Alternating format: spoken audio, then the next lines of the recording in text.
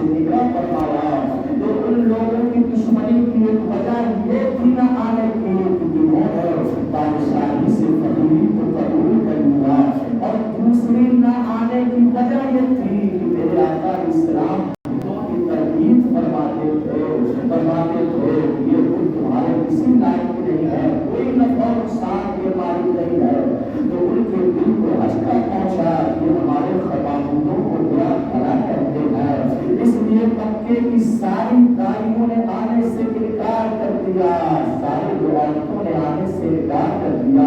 حضرت خدیجہ پریشان تھی، اچانک آپ نے کیا دیکھا کہ آپ کے مکان کے اندر بڑی حسین و جمیل عورتیں ہیں، ایک عورت آپ کے پیر کے پاس بیٹھ گئی، ایک سر کے پاس، ایک دائیں ہاتھ میں، اور ایک بائیں ہاتھ کی طرف بڑی خوبصورت حسین و جمیل عورت ہے۔ حضرت خدیجہ نے کہا میں مکے کی رہنے والی ہوں، آج تک ہم نے آپ جیسی عورتیں خوبصورت نہیں دیکھا، حسین و جمیل نہیں دیکھا، آپ کون ہیں؟ ان میں سے ایک خاتون نے کہا بیٹی خدیجہ پریشان نہ ہو، میں تمام نسل انسانی کی ماں، آدم کی بیوی حوا ہوں، تمام انسانوں کی ماں ہوں، یہ میرے ساتھ میں خواہر موسیٰ کی بہن ہے، یہ ابراہیم علیہ السلام کی بیوی سارہ ہے، اور یہ عیسیٰ روح اللہ کی ماں مریم ہے، عیسیٰ ہمارے جنت ہے۔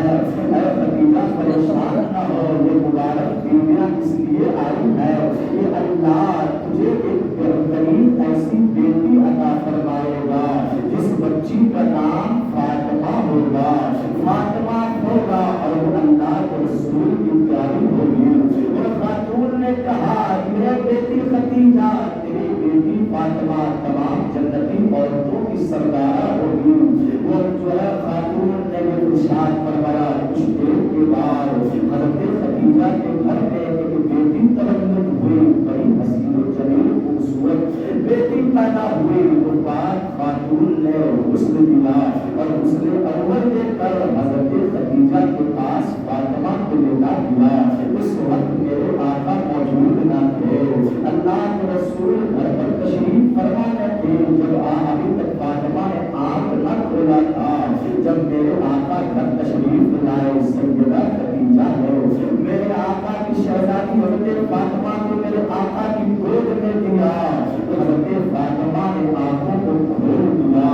دنیا میں سب سے پہلے فاطمہ نے جس کا چہرہ دیکھا وہ رسول اللہ کا چہرہ دیکھا، اللہ کے حبیب کا چہرہ دیکھا۔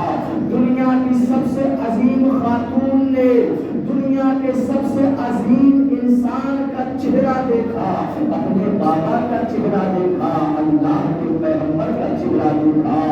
دونوں کی نگاہیں ایک دوسرے سے چار ہوئی۔ میرے آقا نے اپنی شہزادی کو دیکھا، ارشاد فرمایا میری یہ بیٹی فاطمہ، اس کا نام فاطمہ ہے، اس کا نام فاطمہ ہے۔ میرے آقا نے اپنی بیٹی کا نام فاطمہ رکھا۔ فاطمہ کا معنی ہوتا ہے توڑنے والی، کاٹنے والی۔ مطلب یہ ہے کہ میرے آقا نے فرمایا کہ میری یہ بیٹی جہنم سے آگ بن جائے گی دنیا کے لوگوں کے لیے، یہ جہنم سے کاٹنے والی ہے لوگوں کو۔ فاطمہ کا معنی آگ اور کاٹنے والے کے ہے۔ اللہ کے رسول علیہ السلام نے فرمایا کل قیامت میں میرے گنہگار امتیوں کے لیے جہنم کے درمیان یہ آگ ہوگی۔ فاطمہ کا معنی آگ اور کاٹنے کے ہے، یعنی جہنم سے لوگوں کو کاٹ کر جنت کی طرف لے جائیں گے۔ میرے آقا کی شہزادی حضرت فاطمہ زہرا رضی اللہ تعالیٰ عنہا پیدا ہوئی۔ میرے آقا اسلام نے ارشاد فرمایا الفاطمہ قدرت منی، فاطمہ میرے جسم کا ٹکڑا ہے، میرے بدن کا ٹکڑا ہے فاطمہ۔ میرے آقا نے یہ ارشاد فرمایا۔ اچھا یہ وہ زمانہ تھا کہ میرے آقا ہر روز تبلیغ کے لیے تشریف لے جاتے، تو کوئی دن ایسا نہ تھا جب میرے آقا کو ستایا نہ جاتا۔ کہیں لوگ پتھر مار رہے ہوتے، کہیں راستوں میں کانٹے بچھائے جاتے، کہیں میرے آقا کے اوپر چادر ڈال کر کے بند دیے جاتے۔ میرے آقا اسلام کے ماننے والوں کو، کلمہ پڑھنے والوں کو زور کو کیا جاتا۔ مکے کے چوراہے پر کہیں کسی صحابی کو، کسی مومن کو جو ہے तज़ीह को किया जाता, इज़ा रसानी की जाती। हज़रत फातिमा ऐसे मौके पर पैदा हुई थी जब मेरे आका पर तबलीग रिसालत की अंजाम दही का फरीज़ा था।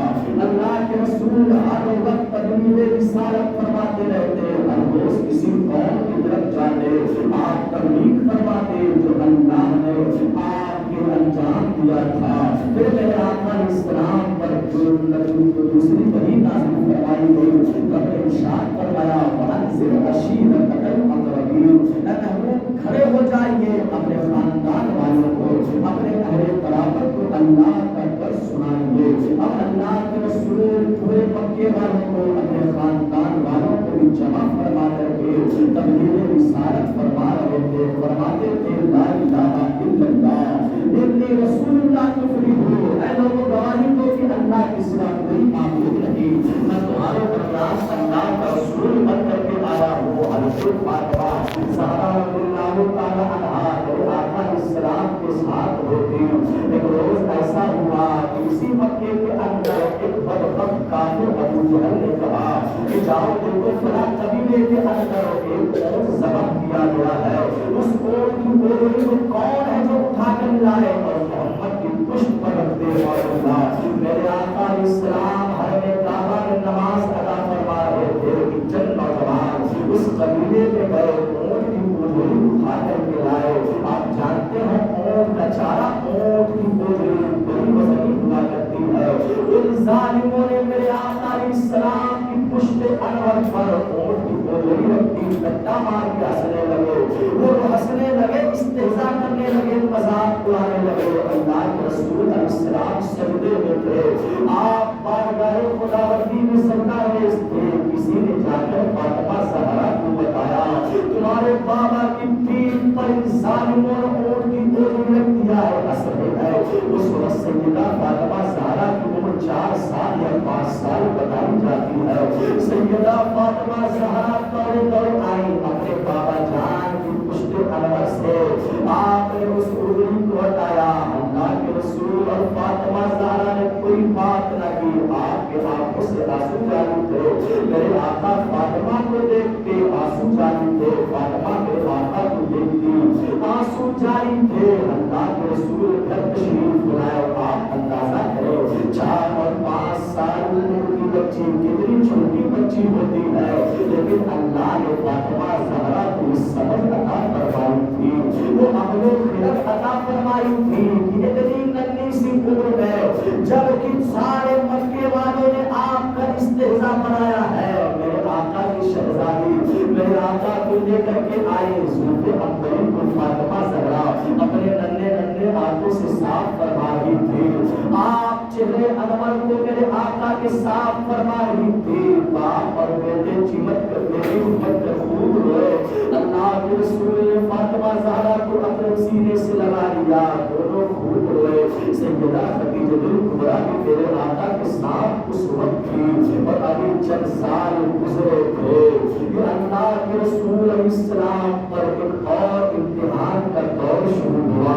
पूरी पक्की जिंदगी तो इम्तिहान से गुजर रही थी, रोज रोज किसी न किसी को सताया जाता। मेरे आका के कलमा पढ़ने वालों को सताया जाता। इसी मक्के के अंदर इस्लाम की सबसे पहली शहीदा हज़रत सुमैया रज़ियल्लाहु ताला अन्हा को अबू जहल ने मक्के के चौराहे पर नेज़ा मार के शहीद कर दिया था। हज़रत अम्मार इब्ने यासर के वालिद यासर को इस जालिम ने मक्के के चौराहे पर शहीद कर दिया था। हज़रत बिलाल का आका उमैया बिन खल्फ उनके सीने पर गरम गरम रेत पर निकाल कर मनोवजनी पत्थर रख देता और कहता कि ऐ बिलाल तुम भी अपनी खुदा से डरते हो कि नहीं? तो बिलाल अहद अहद का नारा लगाते। कोई कहता है बिलाल क्या तुम्हारा खुदा तुमको देख रहा है?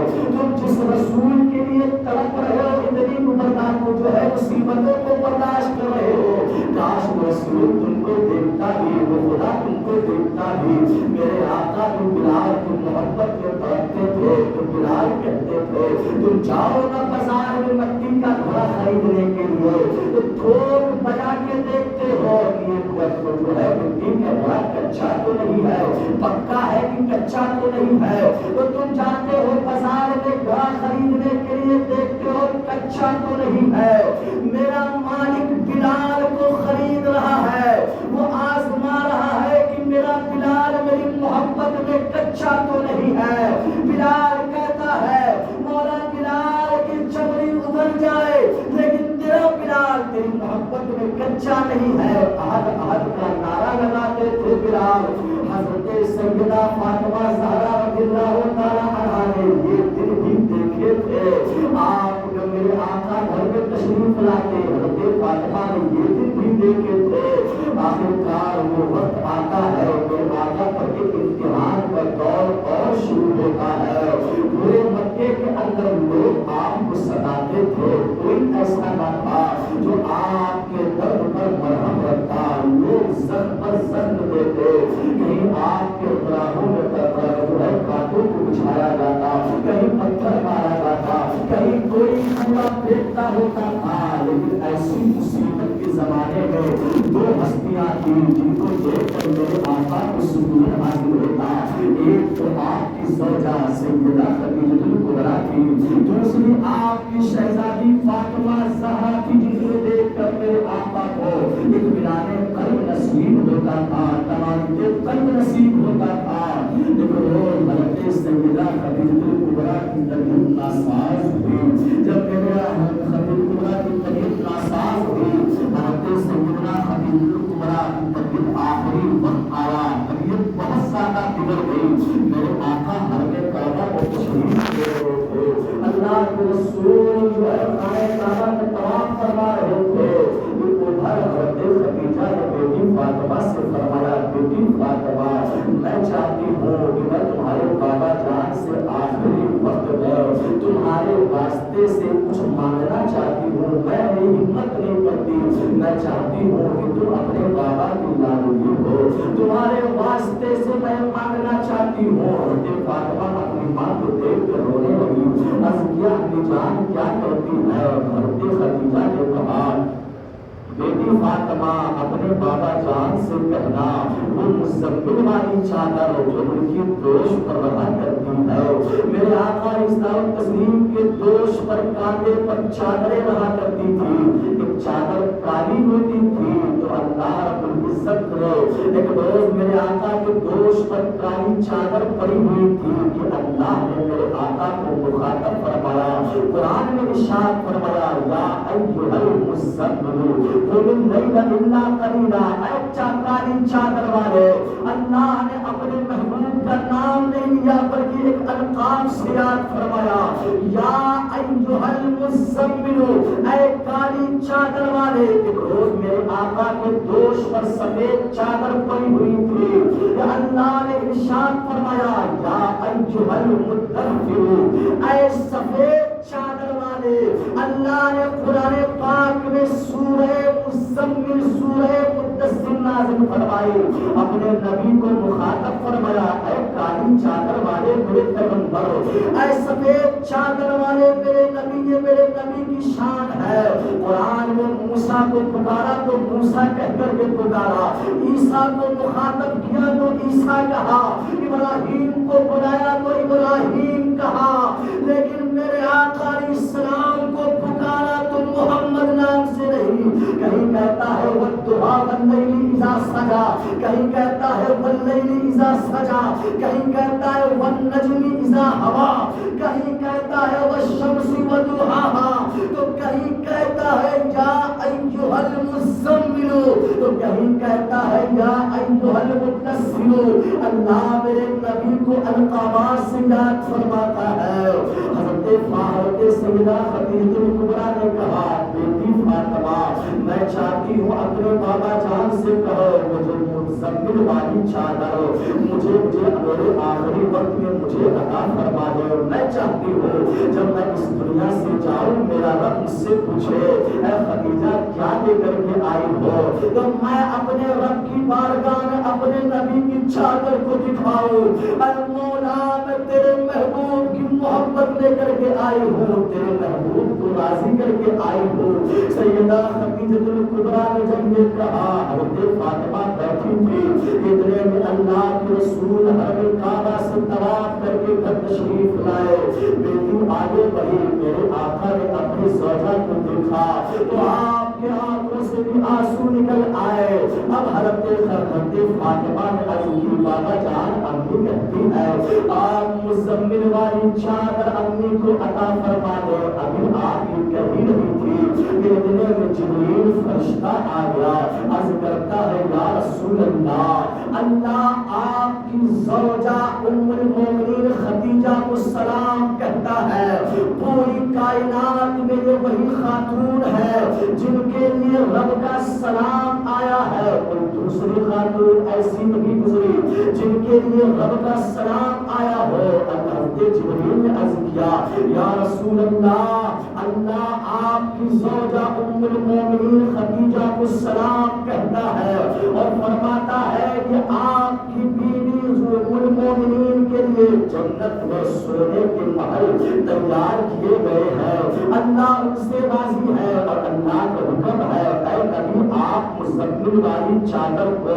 خدیجہ سے لے لیں، یہ دیکھیں یہ جنتی حلہ لے کر میں آیا ہوں، ان کے انتقال کے بعد حوران جنت آئے گی، ان کو خوش دے گی، جنتی لباس ہے۔ اللہ اکبر، میرے آقا تو اپنی چادر دے رہے تھے، ادھر رب کی مشیت مسکراتی ہے اور جبریل آئے اور جنتی لباس جنتی کفن لے کر کے آئے اور فرمایا کہ آپ ان کو خوش کریں، راضی کریں، کہے کہ اللہ نے آپ کے لیے جنت میں محل تیار کر رکھے ہیں اور کچھ دیر کے بعد حوران جنت آپ کو خوش دینے کے لیے آئے گی۔ اللہ کے رسول نے فرما رہے تھے، کچھ دیر کے بعد سیدہ خدیجہ الکبریٰ رونے لگی، آپ نے میرے آقا کا ہاتھ پکڑا، عرض کیا میرے سرتاج اگر تجھ سے زندگی میں کوئی خطا ہوئی ہو تو آپ مجھے معاف فرما دے، جانے انجانے میں ہو سکتا ہے مجھ سے کوئی خطا ہو گئی ہو،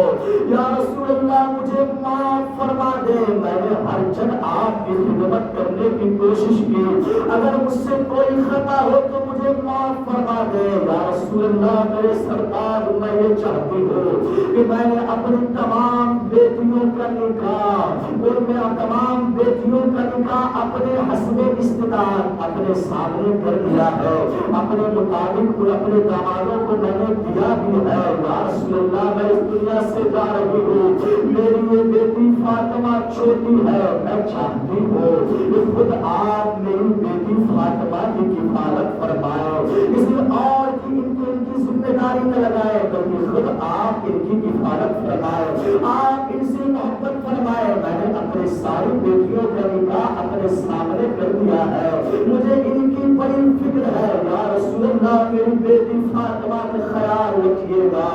آپ نے پھر عرض کیا میرے سرکار مجھ سے کوئی خطا ہو مجھے معاف فرما دے اور اللہ کی بارگاہ میں میرے لیے دعا فرمائے، کر کر کے حضرت فاطمہ کا ہاتھ پکڑا اور میرے آقا کے ہاتھ میں دیا، اتنا کہہ کر کے سیدہ خدیجہ الکبریٰ اس دنیا سے رخصت ہو جاتی ہے۔ اللہ اکبر، میرے آقا اسلام کے دل پر وہ چوٹ لگی، یہی وہ مونسہ غمخوار کی پورا مکہ دشمن تھا، جب کوئی ستاتا تو یہی خدیجہ ہے جو آپ کے لیے جو تسکین کا سبب بنتی، اب خدیجہ نے بھی ساتھ چھوڑ دیا ہے۔ میرے آقا مکے کے قبرستان جنت البقیع جنت المعلی شریف میں تشریف لائے، اللہ کے رسول نے خود اپنے ہاتھ مبارک سے قبر کلہت کو کھودا، پھر اللہ کے رسول علیہ السلام قبر کھودنے کے بعد اس قبر میں خود لیٹ گئے